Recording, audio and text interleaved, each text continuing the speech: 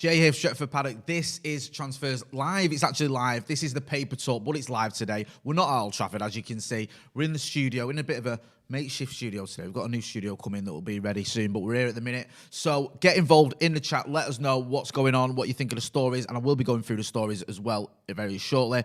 And give us a like. Hit that like button. Loads of stuff to get through. We've got Rafael Varane, as you may have guessed from the thumbnail. His price has been confirmed, and it should be a price that's doable for Manchester United. We've also got the Jadon Sancho update. There's always a Jadon Sancho update, isn't there? So naturally, there's going to be one today as well. We've got a story about David De Gea's future because it looks like potentially there might be a twist in the tail here from what everyone was thinking about David De Gea at Old Trafford. Also, a little bit of an update because Bruno Fernandes doubled his international goal tally last night when Portugal took on Israel. Scored an absolute worldie at the end of the game as well. So a little bit about that and what's going down with other transfers as well, including there's talk of potentially Cristiano Ronaldo and Manchester United. If we give any sort of credence to those rumours, if you can call them that. So we'll get into that. We'll start off with David De Gea. Now, following the Europa League final, a lot of people thought that perhaps was his last game for Manchester United. That was it. Didn't have the best game. I think he got a little bit of perhaps undue criticism for that game because everyone was having a dig at him for not saving any of the 10 penalties. Was it 11 penalties that went past him? And also not scoring his penalty. Now, I don't expect my goalkeeper to score penalties, I'll be honest with you. I can't really blame him for that. And also, yes, he should. His penalty saving record is atrocious. But for me, it shouldn't have got to that. We shouldn't have been relying on 10 penalties or whatever to beat Villarreal. We shouldn't have been relying on penalties at all. We should have beat them in the 90 minutes of the game in 90 minutes, but we didn't. Now, the issue with David De Gea isn't his performance in the Europa League final. It's been his performances probably for the past 18 months, 2 years.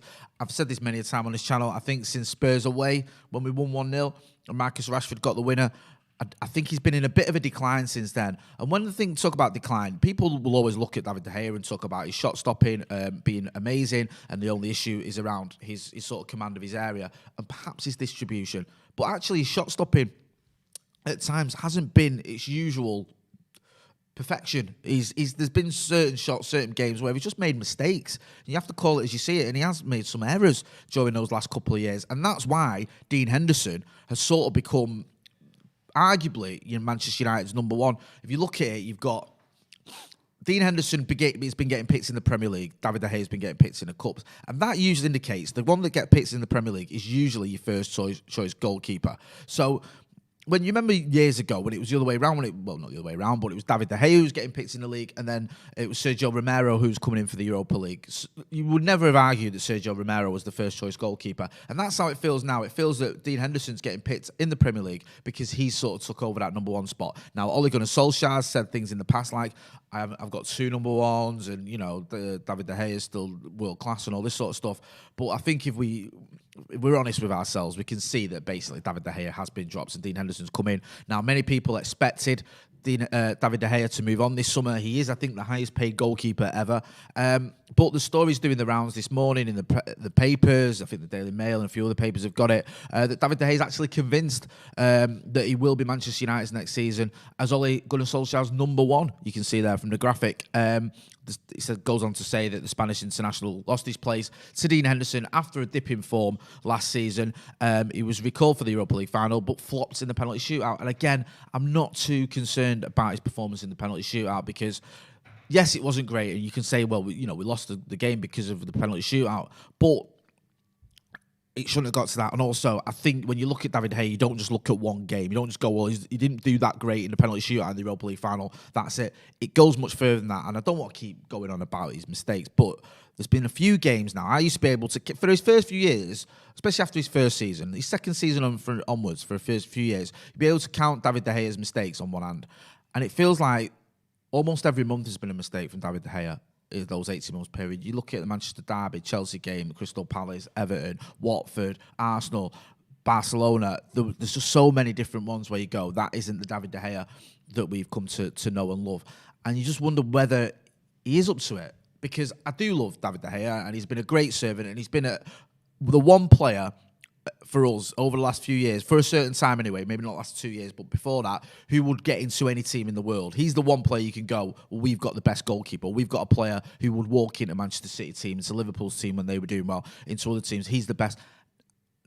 That's not the case anymore, and I just wonder whether it is time for him to move on. Dean Henderson might not be the answer. He might not be. For me, the jury's still out on Dean Henderson. You can't say, oh, well, he's definitely good enough for Manchester United. I know he had a very good season at Sheffield United, and he's done okay, I think, last season, but there's still a sort of doubt there as to whether he will be the number one long-term that we need. But the difference between Dean Henderson and David De Gea, and I was saying this last night on the Transfers Live, is Dean Henderson thinks he's good enough for Manchester United. He thinks he's the best goalkeeper in the world. You can see the confidence is there. He's already been talking about how he wants to be Manchester United's number one and England's number one. He's obviously away with England for the Euros. David De Gea at times looks like he doesn't rate himself. He looks like he's almost lacking confidence, which seems crazy for a goalkeeper with his experience, who's been playing top-level football since he was, a teenager, and has won almost a lot. He's won the league, he's won the Europa with Atletico Madrid, he's won at United, of course. He's won FA Cup, League Cup. He's won everything bar the Champions League. But he doesn't seem to have that swagger, that confidence that you need. You can see it when he come in for crosses and stuff. He doesn't... almost feels like he doesn't belong at Manchester United at times, and I don't get it. It's really weird, because for a player that's won as much as he has and is as confident, or so it should be, you'd expect him to be as confident as anyone, and yet he isn't. And it just really is a little bit of a strange one with David De Gea. He's making noises that he thinks he's number one. He says that Ole Gunnar Solskjaer has told him he believes he's the number one. He's getting noises from Ole Gunnar Solskjaer. So we'll have to wait and see whether that is the case. But for me, at the minute, it still looks likely that David De Gea is going to move on. I know Ole Gunnar Solskjaer publicly always praises David De Gea. He always says the right things about him. We'll have to wait and see whether that remains the case. Getting into the comments before I move on. Ryan Salt says, I think De Gea has too many distractions over here. His wife and child being abroad, etc. I can see him going to Spain and being amazing again, but I can't see him regaining that form for us. Yeah, I mean, I'd like to think he could regain his form if he does stay. I'm just not so sure. Inconvenience of fact says De Gea isn't making more mistakes than the other keeper. It's close. It's not sort of cut and dried that Dean Henderson is much better than David De Gea. I'll admit that. I just think that there's such fine margins. I think the one thing that edges it for me with Dean Henderson, and I have been an advocate of Dean Henderson starting, is that Dean Henderson seems to have a better communication with his defenders. His defenders seem to be more confident in him, and you just feel, I don't know, when there's that back five with Dean Henderson and the usual suspects in the back four of Aaron Wan-Bissaka, Luke Shaw, Lindelof and Maguire, it just seems like a more cohesive, positive unit than when David De Gea is there. It really does, and I never thought I'd say that. Alex Morris in the chat says, give Lee Grant a shot. He's promising. I think he may be having a little bit of a giggle there. Nico says, De Gea is targeted at set pieces. I think he is. I think he really is. Dean Henderson's got no qualms about just coming out and clearing everyone out and getting rid of the ball. David De Gea doesn't do that, and you feel like the opposition have gotten onto that, haven't they?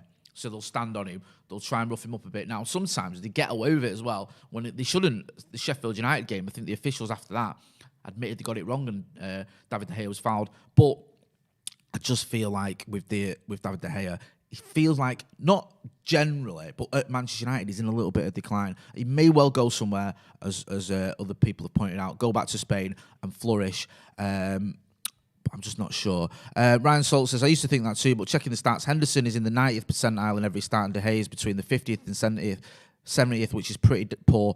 Not all about stats, but damn, yeah, his shot stopping ratio isn't great. I think there's only Rui Patricio who's played as many games who has a lower shot rate or something, a shot saving rate. It's not what you'd expect from David De Gea. Two-shot Tino says, he may not be making more mistakes than Henderson, but Henderson lacks experience, and you'd expect him to cut those mistakes out over time.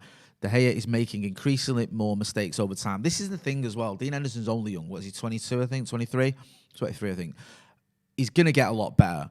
Now, David De Gea, okay, he's 30, 29, 30, so he's not that old for a goalkeeper. He's probably got another at least 5 or 6 years left in him. But you'd expect him now to be almost at his peak or going towards that. Yet he's not as good as he was 3 or 4 years ago. That is the worrying thing for me. And that's the reason why I don't know whether this story is true. I don't know whether we are going to see David De Gea as our number one next season.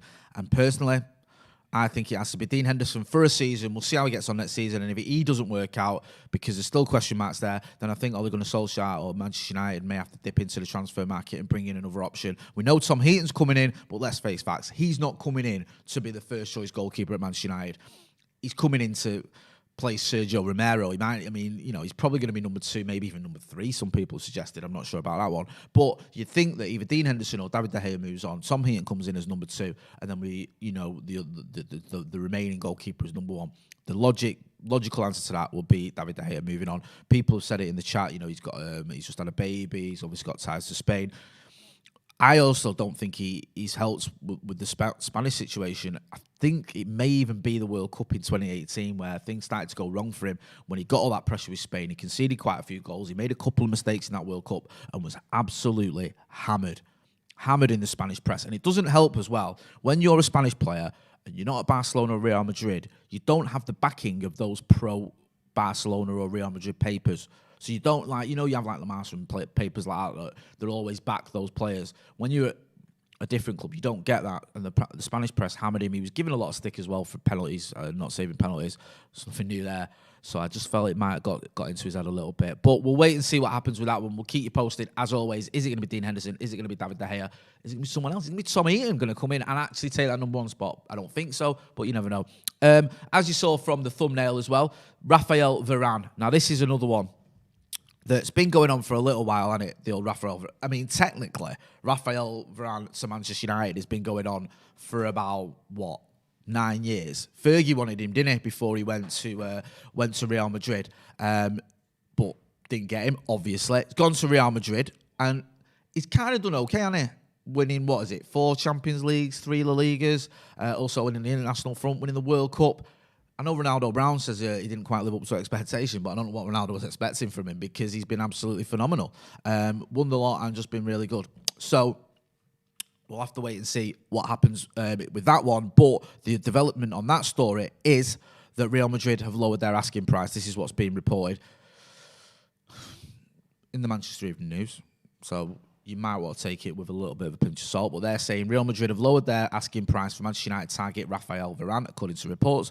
With the window now officially open, United are free to get off the mark in what is expected to be a busy summer and making some signings. It goes on to say we're also linked with the likes of Pau Torres. We're linked with Ben White as well. We had that on Transfers Live last night. Ben White, obviously away with the England squad. The Brighton defender who's had a decent season at Brighton. The talk was getting him for 50 million quid.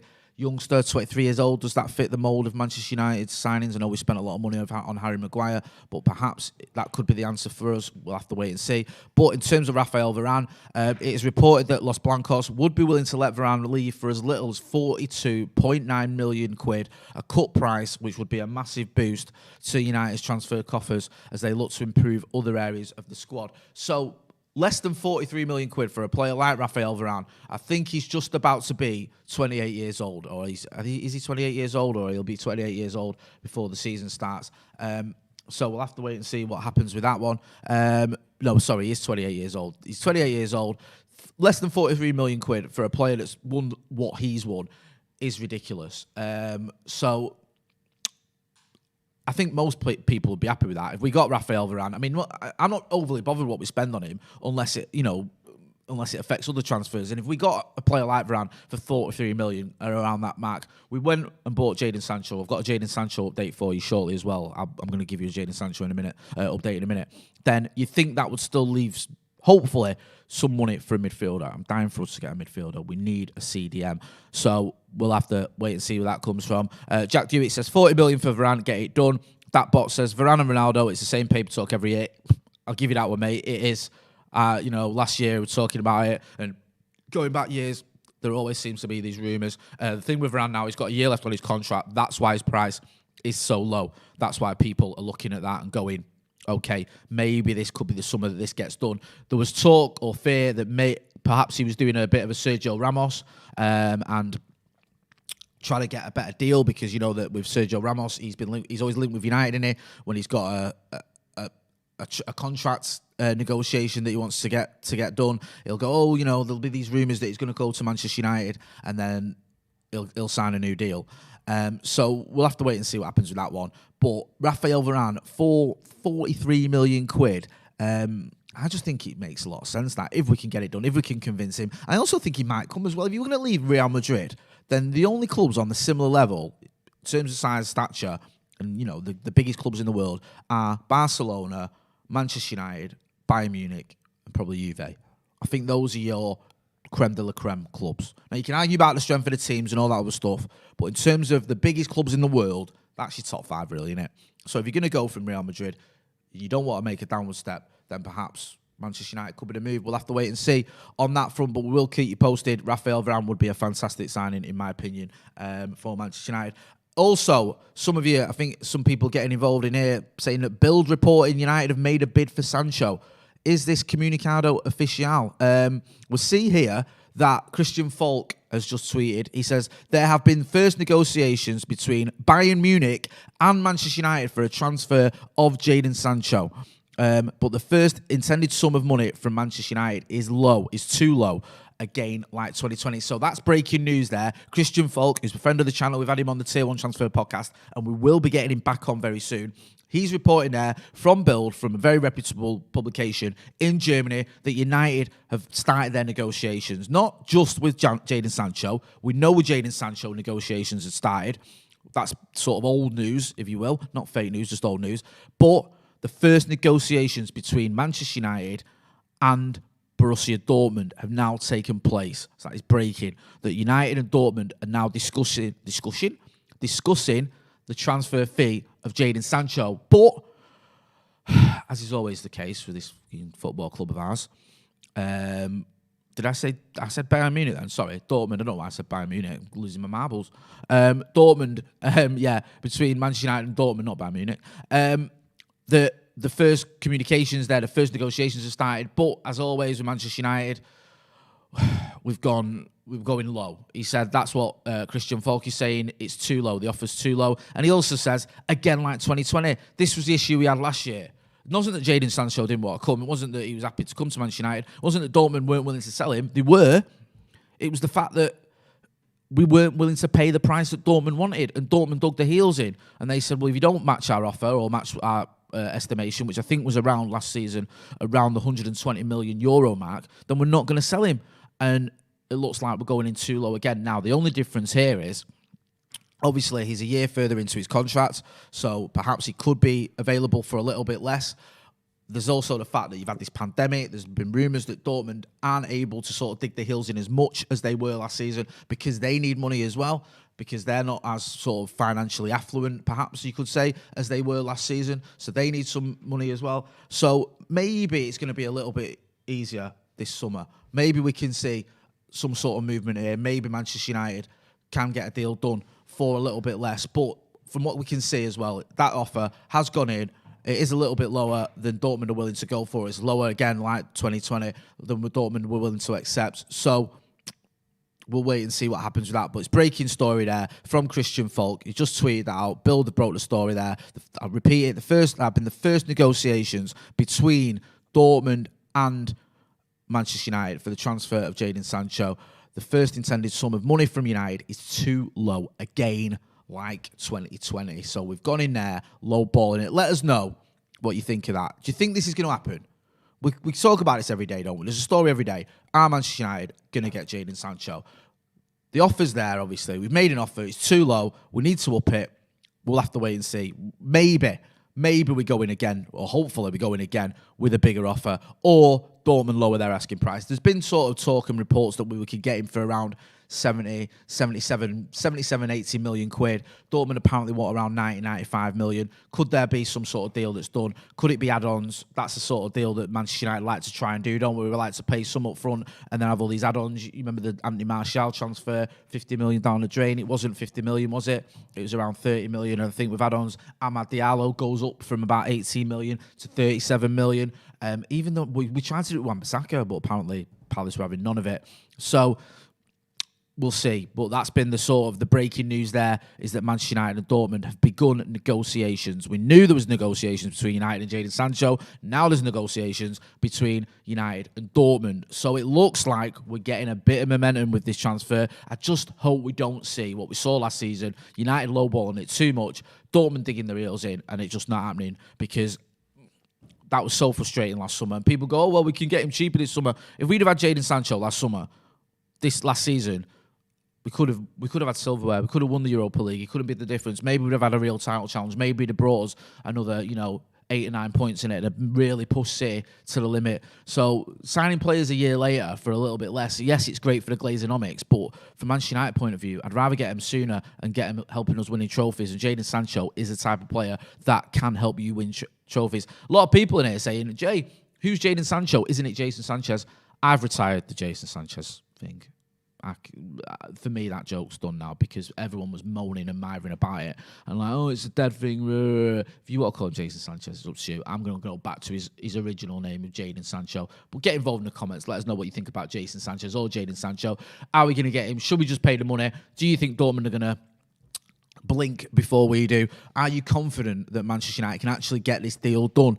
And also, who else do we need? Do we need another midfield? I don't want to see Jadon Sancho becoming the only signing this summer. We spoke about Rafael Varane. Yes, you can argue we need a centre-back, but I think for me, the most important position we should fill is CDM.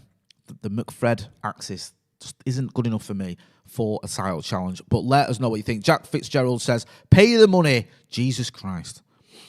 Zed says, Sancho will cover my scars from Wesley Sneijder. Do you remember Wesley Sneijder's saga? That sort of eclipsed the Jadon Sancho one, didn't it? That went on. Jake Ingram says, pay the stinking fee. Jed Loveday says, what about Jeffrey Sancho? Lol. Cy Whitworth says, 12 months down the road and we're making the exact same mistakes. Low-balling Dortmund FFS. Does feel like that, doesn't it? It does feel like that. Dortmund, apparently yesterday, there was reports coming out that Dortmund wanted this deal to be done by the end of July. And if it isn't done by the end of July, it ain't happening. Now, we had this last summer, and people were saying, don't matter, be all right. That deadline they've given us, Dortmund gave us a deadline, we can break that. If we offer them the money, they'll take it. And we spoke to a lot of journalists. We spoke to Patrick Berger, who's a journalist over in Germany, and he said that deadline matters, and once that deadline's gone, it ain't happening. We spoke to Christian Falk, the guy there who's reported this. He said the same thing. He said that deadline matters to Dortmund. If you go past that deadline, they begin their pre-season. They're planning for having Jadon Sancho in their squad. They'll walk away from the deal, and that's exactly what happened. So don't be surprised if we don't get this deal done by July, and in July it's over. Dortmund just walk away. So we definitely need to pay the money, and that's what everyone in the comments is just saying. Just pay the money. Pay the money. Someone's spamming us there saying pay the moolah. Jack Fitzgerald says, a good CDM can cover average centre-backs. Obviously, Varane would be mint, but our priorities are wrong again. Annie Bro says, Ollie will ruin Sancho. I'm not sure about that. I think Ollie will do... He'll do well with a player like Jadon Sancho. We've not got a right winger. It's ridiculous a club the size of Manchester United don't have a right winger. But I think if we got Jadon Sancho in at the right wing, Mason Greenwood can rotate with Edinson Cavani and Anthony Martial, of course, down the middle, and you stick Marcus Rashford in his preferred position on the left-hand side. Tom Greenwald says, definitely a CDMJ. I thought Carl Anka had it spot on when you and Steve spoke to him on the brew. I love that. When we had Carl Anka, and I thought he got a lot of things right, and he was mentioning the fact that Fred, I think when we had him on for the last 3 games, Fred had given the ball away on the edge of the box 3 times, and it had led to 3 goals for the opposition. You can't have that if you want to win a title. You just can't. Now, Fred, in his defence, isn't a CDM. He just isn't. He's played there, but it's not his role, or it's not his position, his favoured position. He's more box to box, or some may argue, what is his position. But McTominay, again, he's not a CDM. We're just playing them both there because we don't have a CDM. Because Nemanja Matic, who is a CDM, he's too old. James Garner, maybe he's a bit more of an 8. Maybe if long term he could play there. But we need to go out and buy someone. There's lots of rumours. There's lots of people saying maybe it could be Ndidi. Maybe the kid from Brighton, is it Yves Bissouma? Declan Rice is obviously a very popular option with a lot of people. I'm not so sure that's going to happen. People saying, mate, you can always do a swap deal with Jesse Lingard, get Declan Rice if you give them Jesse Lingard and some cash. I'm not so sure that's going to happen. I don't know if Jesse Lingard will go back to West Ham. That's another thing. Jesse Lingard's had a fantastic spell at West Ham. I think he's 9 goals since February. Does he go back there, though? Does he go back to West Ham, who probably aren't going to get in the Champions League anytime soon? And he's 28 years old now, Jesse Lingard. This is his last probably big money move. is it going to be to West Ham, or is he going to try and go to a club that is in the Champions League? Does he go abroad? If he does stay in England, does he go to a club that usually is challenging for the top four? West Ham very rarely challenge for the top four. I think this is, probably the second time ever they've ever done it, and obviously they fell short, so I'm not so sure that happens. We'll have to wait and see on that front, but I'd happily welcome Declan Rice. I just don't think we're going to be able to afford him, and I don't think Jesse Lingard's going to be made part of that deal as well. I think we may have to look elsewhere. Perhaps it could be Basuma. There's talk of Yuri Tielemans as well, another player that obviously Leicester have got. If we're going to get a player from Leicester, though, you do pay a premium. They don't sell players for cheap, as we well know. I'll go through some of the comments. Madaf Nui Payne, I probably butchered your name there, apologies, says, Jay, you have a good fan base here in Kathmandu. Thank you, brother.